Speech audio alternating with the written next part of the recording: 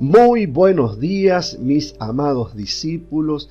Les envío mis bendiciones, gracia y paz de Dios nuestro Padre y del Señor Jesucristo. Bueno, hoy es viernes, así que nos vamos preparando para disfrutar el fin de semana con nuestras respectivas familias. Así que desde ya les deseo un hermoso fin de semana. Mis bendiciones para cada uno de ustedes.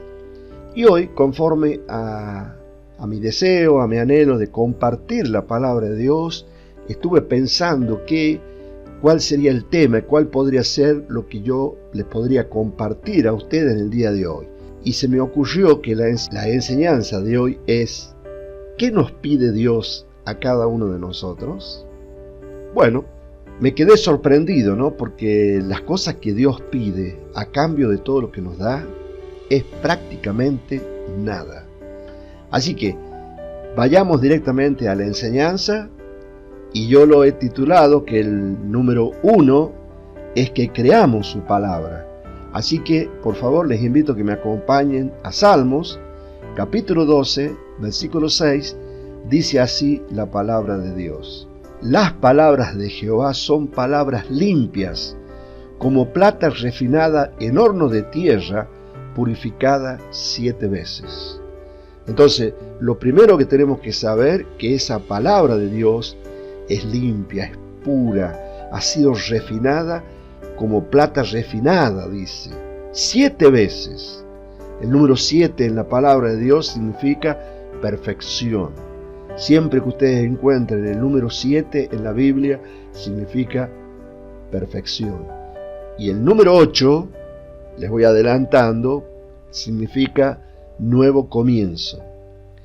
Muy bien, acompáñenme por favor al Evangelio de Juan, capítulo 17, y en el versículo 17 dice: santifícalos en tu verdad, tu palabra es verdad.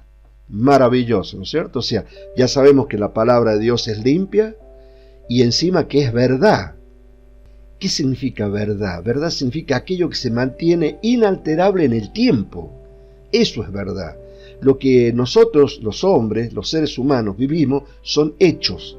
Hoy están y mañana no están. Lo que nosotros creamos no es verdad, porque hoy están y mañana no están. Si yo de pronto en mis manos tengo una lapicera, eso es un hecho, no es una verdad, porque yo mañana la puedo quemar y hacer con esa lapicera otra cosa plástica. Ya no es una lapicera. ¿Me entienden cuál es la diferencia entre hechos y verdad? La segunda cosa que Dios nos pide es que no hagamos interpretación privada de su palabra. ¿Qué significa eso de hacer interpretación privada? Significa que yo no me ajusto a lo que dice la palabra, sino que yo hago una interpretación de lo que dice la palabra o de lo que quiere decir la palabra. Entonces, lo primero que Dios nos dice a nosotros es que no hagamos interpretación propia o privada de la palabra de Él, porque Él es el que da la interpretación. La palabra de Dios se interpreta a sí misma. ¿Recuerdan? Fíjense, 2 de Pedro, capítulo 1, versículo 20. Entendiendo primero esto. ¿Cuándo tenemos que entender esto? Primero, que ninguna profecía, nada de lo que ha sido declarado o predicho, eso significa la palabra profecía, es de la Escritura, es de interpretación privada, propia o personal. ¿Me entienden? Esto es fantástico. ¿Qué otra cosa nos pide Dios a cada uno de nosotros? En el puesto número 3, que creamos en su Hijo Jesucristo. Quisiera que me acompañen a Juan capítulo 3, versículo 36. Dice así la palabra de Dios: el que cree en el Hijo tiene vida eterna, pero el que rehúsa creer en el Hijo no verá la vida, sino que la ira de Dios está sobre él. Tremendo registro bíblico. Por favor, 1 de Juan, capítulo 5, versículo 1. Todo aquel que cree que Jesús es el Cristo es nacido de Dios, y todo aquel que ama al que engendró, ama también al que ha sido engendrado por él. 1 de Juan 5, 5. ¿Quién es el que vence al mundo sino el que cree que Jesús es el Hijo de Dios? Tremendo registro bíblico, ¿no? Bueno, ¿qué otra cosa Dios nos pide que hagamos? Él nos pide que creamos que Dios Todopoderoso, lo resucitó a Jesucristo de los muertos. Quisiera que me acompañen, por favor, a 1 Corintios, capítulo 15, versículos 3 y 4.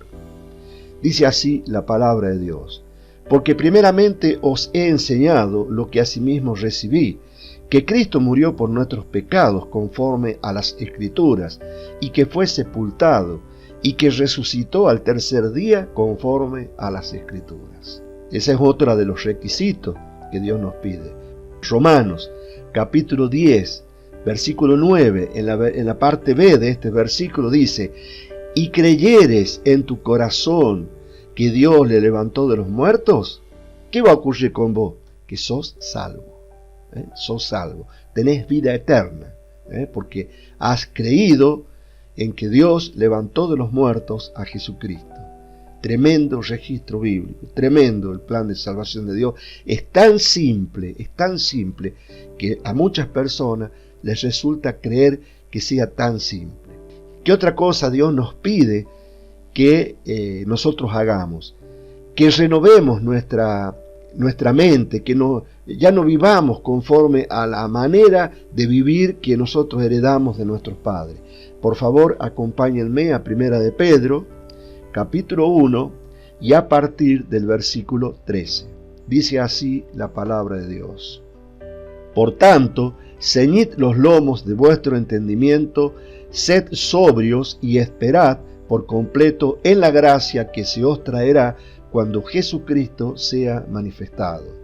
Como hijos obedientes, no os conforméis a los deseos que antes teníais estando en vuestra ignorancia, sino, como aquel que os llamó es santo, sed también vosotros santos en toda vuestra manera de vivir. Porque escrito está: sed santos, porque yo soy santo. Y si invocáis por Padre a aquel que sin acepción de personas juzga según la obra de cada uno, conducíos en temor, respeto, todo el tiempo de vuestra peregrinación, sabiendo que fuisteis rescatados de vuestra vana manera de vivir, la cual recibisteis de vuestros padres, no con cosas corruptibles como oro o plata, sino con la sangre preciosa de Cristo, como de un cordero sin mancha y sin contaminación, ya destinado desde antes de la fundación del mundo, pero manifestado en los postreros tiempos por amor de vosotros. ¿Es difícil hacer esto? Claro que no es difícil. Acá la clave es ajustar nuestra mente a la palabra de Dios día a día, hora a hora. Yo no me mantengo firme en la palabra de Dios pensando que lo voy a hacer de acá a 10 años. No, mi firmeza es hoy. Hoy amo a Dios, hoy me paro firme en las promesas de Dios. Y la lucha es hoy, la competencia es hoy. Y salgo vencedor porque siempre es más fácil vencer nuestras tentaciones hora a hora, día a día, semana a semana, mes a mes. Poco a poco uno se va entrenando, haciendo esto que acabo de leer. Sed sobrio. La palabra sed sobrio no está hablando de no emborracharse, sino piensen bien pensado significa ser sobrio. Y para ser bien pensado tengo que tener la palabra de Dios en mi corazón, en abundancia. Que la palabra es la que es verdad, es limpia, me limpia por dentro, me sana, me da energía, me da vitamina, me da vitalidad. ¿Qué otra cosa nos pide Dios? Que seamos imitadores de Él. Fíjense, acompáñenme por favor al libro de Efesios, capítulo 5, versículos 1 y 2. Dice así la palabra de Dios: sé pues imitadores de Dios como hijos amados, y andad en amor, como también Cristo nos amó y se entregó a sí mismo por nosotros, ofrenda y sacrificio a Dios en olor fragante. Entonces ya hemos hecho una recorrida de las cosas, digamos, más importantes que Dios pide de nosotros. Son simples, son mandamientos que no son gravosos. Si en definitiva todo lo que nosotros hacemos, manejándonos en el caminar de acuerdo a la palabra, nos bendice, nos da bendición. Por último, chicos, para terminar esta pequeña enseñanza que yo titulé ¿qué nos pide Dios? Punto 7, que no tengamos temor. Dios no quiere que nosotros tengamos miedo, porque el miedo es creer de manera negativa. El miedo atrae. Si yo creo positivamente, yo atraigo lo positivo, pero si yo tengo miedo, estoy creyendo negativamente y por lo tanto atraigo eso que yo tengo miedo. Fíjense, Deuteronomio, capítulo 31, en el versículo 6. Dice así la palabra de Dios: esforzaos y cobrad ánimo, no temáis ni tengáis miedo de ellos, porque Jehová tu Dios es el que va contigo, no te dejará ni te desamparará.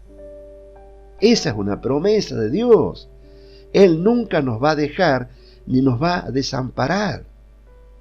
Ahora, de parte nuestra está el esforzaos, el cobrar ánimo, el no temer, el no tener miedo ante ninguna situación. Confiado de que Dios no me va a dejar ni me va a desamparar. Y ahí voy a salir victorioso en cada tentación. Por último, para terminar, chicos, Lucas, capítulo 12, versículo 32. No temáis, manada pequeña, porque a vuestro Padre le ha placido daros el reino. ¡Qué tremenda promesa! No temáis, manada pequeña, porque nuestro Padre le ha placido regalarnos el reino.